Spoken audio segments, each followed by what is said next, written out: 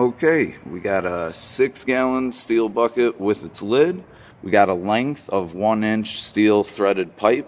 Got our steel wool here. 1-inch PVC pipe with the slip to thread adapter. We have already empty steel fire extinguisher. Make sure it's steel, not aluminum. 1 3/8 inch hole saw, 2 U-bolts, our measuring tape, 2.5 quart measuring cup. We got box plaster of Paris. We got a 50-pound bag of paver sand, and then we got our 8-inch wide steel straight pipe that we're going to use for our mold. Let's take all that, see what we can make today. And voila, here's what we built. Little homemade foundry.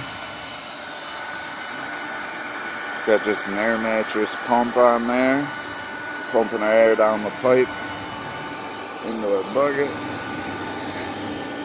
Pack the coals. Let's see if we melt some cans today.